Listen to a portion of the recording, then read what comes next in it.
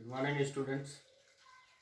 आप लोगों का फिर से मेरे इस टॉपिक में स्वागत है, जो कि कैरिकुलम फॉर्मुलेशन में हम लोगों ने इसके पहले जाना कि जो कैरिकुलम फॉर्मुलेशन में जो बेसिस हैं उसमें से कॉन्स्टिट्यूशन को हम लोगों ने जाना, सोशियो कल्चरल को हमने जाना और पॉलिटिकल को जाना। इसके बाद हम लोग का जो नेक्स्ट सेगमेंट जो सिलेबस में आप लोगों का कवर अंडर है, आप लोग उसमें देख पा रहे हैं कि आज हमने 2 पॉइंट को हाईलाइट किया है, जिसमें से इकोनॉमिक और दूसरा है ग्लोबल कंसर्न, आर्थिक और वैश्विक चर्चा या वैश्विक प्रश्न। तो ये दोनों ही कितनी अहम भूमिका निभाते हैं कैरिकुलम निर्माण में, कैरिकुलम के नियमन के लिए। तो उसी के बारे में आज दोनों क्या भूमिका निभाते हैं, आज का टॉपिक इसी पे बेस्ड है। जैसा कि हम लोग जानते हैं, इकोनॉमिक नाम से ही हम लोग जान रहे हैं कि आर्थिक रूप से किस तरह से कैरिकुलम में ये अपनी भूमिका का निर्वहन करता है।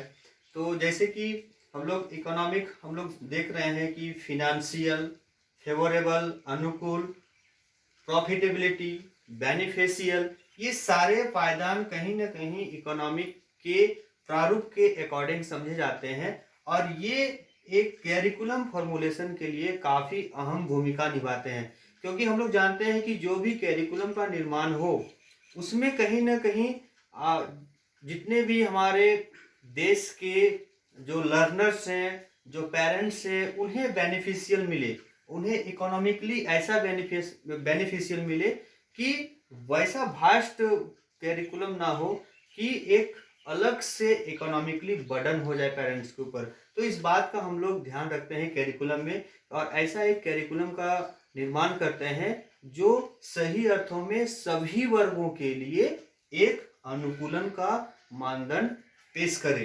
तो ये बेस्ड है इकोनॉमिक उसी के आधार पर कि जब हम पाठ्यक्रम का निर्माण करते हैं तो इस रूप में करें कि वो फाइनेंशियल रूप में लर्नर्स के लिए सही साबित हो, पेरेंट्स के लिए सही हो, वे एफर्ट उठा सके बच्चों के खर्चे का, तो फेवरेबल हो, अनुकूल हो, कि ये बर्डन नहीं हो कि बच्चे का जो कैरिकुलम है वो कहीं ना कहीं ज़्यादातर खर्चीला है, ज़्यादातर एक्सपेंस है, ये नहीं होना चाहिए। तो हम लोग इस बात को इसमें समझ सकते हैं कि वैसा पाठ्यक्रम का निर्माण हो, वैसा नियमन हो, वैसा जनादेश आए कि हम लोग इकोनॉमिक कंडीशन के तहत भारत में जो भी हालात के वर्ग हैं सभी को कहीं ना कहीं बेनिफिट हो, बेनिफिशियल हो।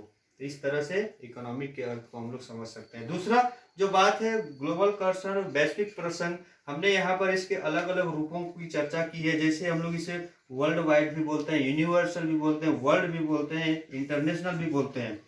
तो क्योंकि आज का कॉन्सेप्ट है कि हम लोग एक देश से दूसरे देश पर आश्रित होते हैं और कहीं ना कहीं हमारे देश से भी दूसरे देश आश्रित होते हैं। हम अपने आप में एक एकल जो कंट्रीब्यूशन है वो नहीं दिखा सकते हैं, हमें भी कुछ ना कुछ मैटर में सभी देशों पर आश्रित रहना पड़ता है। और आज का दौर है वैश्वीकरण का, ग्लोबलाइजेशन का दौर है। तो जाहिर सी बात है कि हम लोग का कैरिकुलम भी ग्लोबल हो और सभी देश विदेश की जितने भी ज्ञान है, वैश्विक ज्ञान है, कौशल है, अनुभव है, इन सभी गुणों को विकास हम लर्नर्स के माध्यम से कर सकें।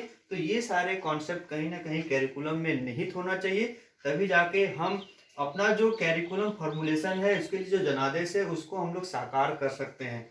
तो वैश्विक दौर में कहीं ना कहीं इसकी अहम भूमिका पाई जाती है।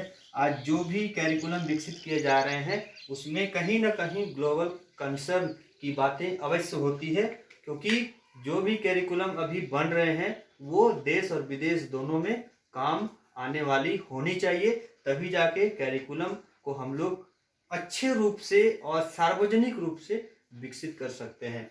तो उम्मीद है आप लोगों को इकोनॉमिक और ग्लोबल कंसर्न के बारे में ये जो बेस है जनादेश, कैरिकुलम जनादेश के लिए, कैरिकुलम नियमन के लिए, आप लोग इसको समझ पा रहे होंगे और अपने कॉपी में भी लिखने का प्रयास करेंगे। तो आगे के वीडियो में हम फिर से देखेंगे इसके आगे के पॉइंट्स को और उसके बारे में आगे के वीडियो में हम लोग बात करेंगे। तो इस वीडियो के माध्यम से इतना ही। Thank you.